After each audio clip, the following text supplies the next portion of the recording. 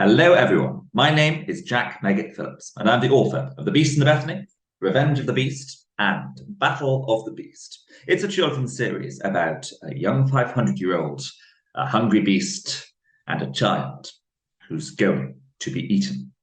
Today, I'm here to talk to you about the Biblio-buzz, Alexandra Palace Children's Book Award, and I am happier than someone who has eaten 7 whole hazelnut torts, because I'm bringing you an interview with shortlisted author Eve Wersocki Morris. Eve is from Haringey, and here she is to tell you a little bit more about the Bird Singers. So The Bird Singers is a mystery adventure about 2 sisters who go on holiday to the Lake District, and strange things start happening. There's a whistling through the house at night. There's a banging on the cottage door. And down in the village, the villagers are talking about a creature who stalks the countryside called the Losedale Stranger. So yes, it's very mysterious, very hopefully exciting story. And the 2 sisters are set off on a mystery to find out who the stranger is and what is going on their holiday.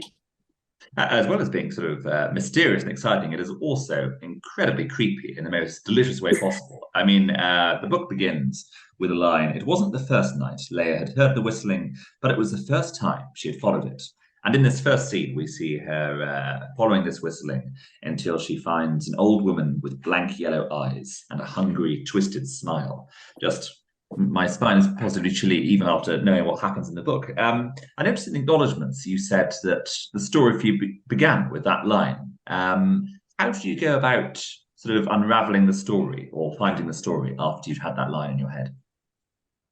So one dark and rainy evening, I sat down in an armchair and I wrote that first line. It wasn't the first time Leia had heard the whistling, but it was the first time she'd followed it. And I wrote the first chapter of the idea of someone waking up in the middle of the night and coming downstairs and seeing someone in the garden.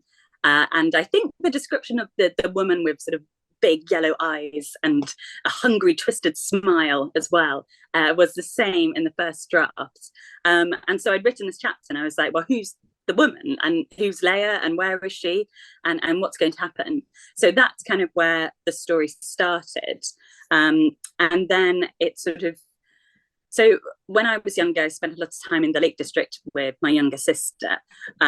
So that was sort of already planted deep in my mind as somewhere which was a very mysterious, atmospheric place to set a mystery. I don't know if anyone's been to the Lake District, but it's this beautiful countryside with these sort of huge lakes and sort of rolling hills. And it seemed to me the perfect place for a mystery to take place. But I wanted to work out who was this woman, what sort of character was she? And I've been thinking a little bit about Polish folklore and sort of myths and legends, because I'm half Polish, and I wanted to write a story about sort of bringing in a little bit of that Polish influence as well. So the woman, without giving too much away, the woman that they see outside the window is she's a villain, but she is not a human villain. She is in fact a mysterious, monstrous, half bird and half woman creature that they sort of discover more about. So that's sort of, yeah, I started with the first chapter and then asked myself loads of questions about why they were there and what was happening. Yes, and I think those influences from my childhood and my own sort of upbringing definitely came into it as well. Well, what I really like is also, normally when I go on holiday or if I've been to the Lake District, I think, oh, what a lovely lake. And you're thinking, yes, this is the perfect place to write something that's going to give children nightmares. So I mean, yeah, it's funny that you say that because when I was younger, I did see scary things, and I did think that maybe there was magic and mystery in every place I went on holiday. But I was actually, when I was a child, and still now, I'm very scared of everything. And I think maybe that's why I'm quite good at writing those quite creepy scenes, because like I I'm still get a little like worried in the dark. Like if I was walking down like a dark street, or if I was walking through like a dark forest, my mind would just be making up all of these ideas about all the scary things that are around me. So I think maybe a scaredy cat's probably a good person to write a Yes. scary book. Out of Because curiosity, writing as a scaredy cat, does it help you deal with the fears, or does it make you even more of a scaredy cat because now you're having to imagine things that can go wrong in all manner of places? I think maybe sometimes it doesn't help, because sometimes when I'm writing, particularly scenes in The Bird Singers, because it is, yeah, it's very mysterious, and we keep the villain hidden for as long as possible, and it's very suspenseful. So I think I did freak myself out a little bit as I was writing some of the scenes as well. There's a scene where Leia goes down onto the sort of boating yard, and she's following the whistling again, and she's like creeping around the boats, and she thinks that there's someone like round the corner, and that definitely like scared me quite a lot. But I think, I don't know, I think that maybe now I'm older, I'm scared of more things, but I think young people are a lot braver than we give them credit for sometimes. Like, I think, you know, might be scary, but people can deal with it. Like every time I go into schools and talk to kids and I'm like, oh, do you like scary stories? Like, everyone like says yes. And anyone who's read The Bird Singers asked like, oh, did you find it a bit scary? Like I did. And they were like, yeah, but you know, like it was okay. Like I knew that the characters would sort of, you know, win in the end. So that was okay. Well, as someone who's sometimes a bit of a scaredy cat myself, you can. The great thing about a book is if it is too scary, you can just close the book, run away, do a Joey, and put it in the fridge, and then come back to it when it's, you know, the full light of day, and that sort of thing. So with the Wersocki, say they are the main villain is inspired by Polish folklore. So in Polish folklore, are there sort of half women, half bird-like creatures in that mythology? So yes, the Bilsestra, the big villain in the story, she's made up. It's a made-up creature who's been inspired by lots of different magical creatures, so including a Vila, which appears in a lot of Polish folklore, sort of across Europe, sort of Bulgarian folklore as well. And she is like a supernatural woman who can fly and who can turn into a bird when she fancies it.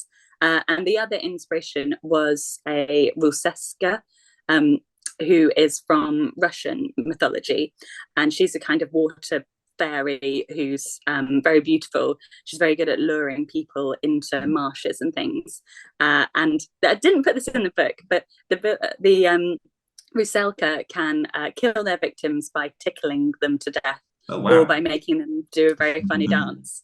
So I wish I could have put that in, but I didn't, sadly. I think death by funny dance would possibly be one of the most tragic ways to go, but possibly also quite amusing. It would. Yeah.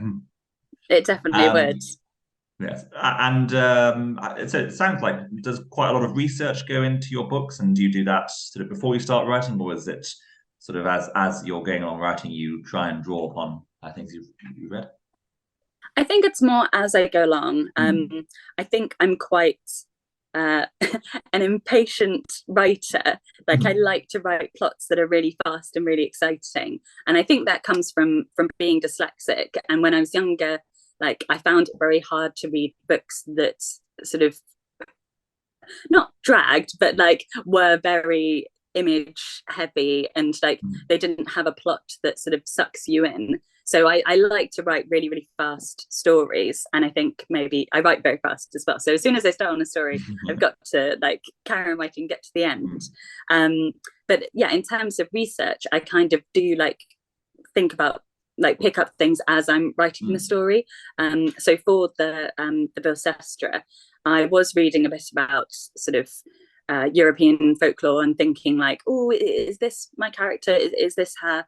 And I actually came across a line in essay which said that Vila, Rusalka, and also Valkyrie, which from the Norse mythology, that there's a line of thinking that maybe all these creatures are actually the same creature, but their real name has been lost to history.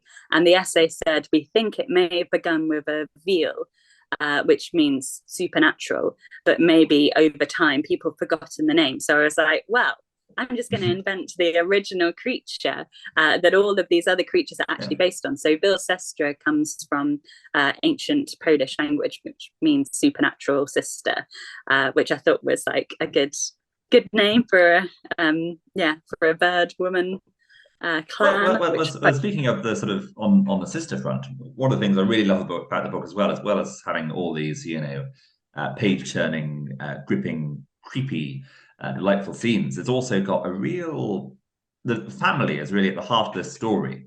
Obviously the sister relationship as well, sort of both Leia and Izzy, they become sort of heroes, and they really grow as part of the story. How early on did you know it was going to be a story about family as well as creepy old women? Yeah, well, I think it was going to be a story about family from the very beginning. I love stories where the whole family gets involved, like The Incredibles. I love that, like, you've got all those different layers of storylines happening at once, and in the end, the family come together to sort of face a monster, to face something. And well, as I said, I've got a younger sister.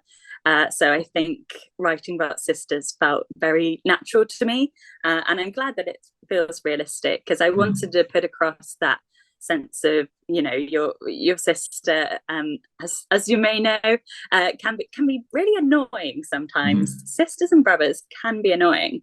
But when you're faced with a sort of a mystery or an adventure, when you're in danger, then there's nothing that you wouldn't do to protect your sister or protect your family. So I really wanted to put that into the book. Like, that's a really important part of it as well. And the book's actually dedicated to my sister Alice. So you can see in the front page, which proves that even though she is very annoying, and every time I do a school event, I tell new schools how annoying she is, she's all right. That's why I put the book's written.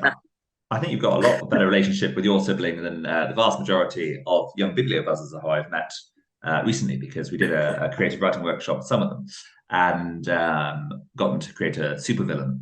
And the majority of their supervillains seem to be in the family, quite often a younger brother or sister. So the fact that you've written a book for your sister shows that there's hope yet.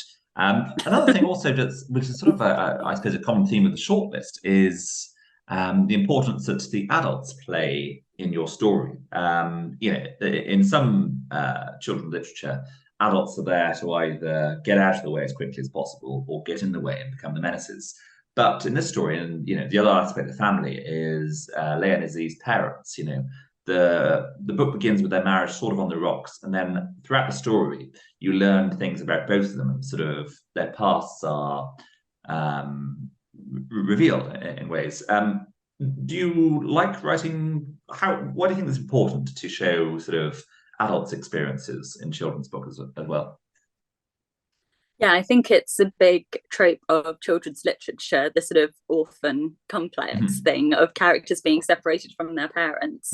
I think because in the book it does explore some maybe more grown-up themes about the parents' marriage. On the rocks, like crumbling a little bit from the beginning. I think it just came back to that idea of family, and that was something that I really wanted to explore. Like, not, I guess, in the relationships with their own parents, but when the mystery kicks off, it's not just about finding out who this mysterious woman is.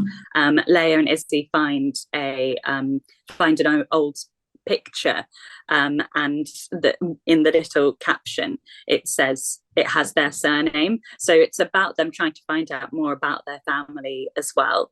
I suppose the adults backgrounds, and that's really important, like within the overall plot of it as well. I think like it's fun when you have an adventure without parents, but then it's also fun when the kids in a way save the parents, without giving too much away, but they do protect them. The kids protect the parents as much as parents protect the kids. And one of the, I had to sort of read the book with constant access to food, because there are some fantastic descriptions of food in this. So particularly hazelnut torte, I never particularly had a strong hankering for one, but after consuming so many, I had to get myself one afterwards. So very, very serious, deep literary question for you. Would you rather have the ability to click your fingers and a hazelnut torte appears at any time, or would you like to have the powers of the Vilcestra, where you can take on the powers of a bird at will? I mean, I definitely want to be a bird. That would definitely be much more fun That than is just being like, I want to unfortunately make the a wrong cake. answer. Hazelnut torte is the. Well, see, the thing is, so I do have a lot of food in the book, and a lot of the food is about their like Polish heritage as well. And I think that food is another thing which is really important in that theme of like family. There's a reference to another sort of Polish food, which is pierogi, which is little dumplings. And me and my family make them at Christmas Eve, Vigilia, which is the Polish celebration. And it's very much like a family activity. Like we all come together and someone's like folding the pastry and someone's like putting the filling and someone's frying it up. So actually, it would be really sad if I could just click my fingers and make food, because all of that sort of making of the food is really important that's as well. almost heartwarming. No, that's yeah. I feel bad for now wanting the hazelnut torte as a clicking. Something we've been asking all the shortlisted authors is: was there a book that got you into reading as a child, and if so, what was it and why? Well, there's lots of books that I really enjoyed reading. A shout out to the Alex Rider series, which beautifully exemplifies those really quick, exciting stories. But the book that I wanted to like point out was, I hit myself in the face with it. It's made such an impact on me. Is The Little White Horse by Elizabeth Buge, and this is quite an old children's book from quite a long time ago. But as you can already see from the cover, it's a very mysterious book. So it's about a girl who arrives at a castle where her family lives, and mysterious things are happening. And I think that reading this book really got me into the sort of the mystery and sort of slightly creepy stuff, and sort of secrets and not really knowing what's going on, but like beautifully described and beautifully tense as well. So The Little White Horse was definitely one of my favourite stories when I was younger. Sounds fantastic. I shall look forward to creeping myself out by reading that at the earliest opportunity. Well, thank you so much for your time today, Eve. Well, look forward to seeing you again at the Alexandra Palace Children's Book Award. And yes, thank you very much.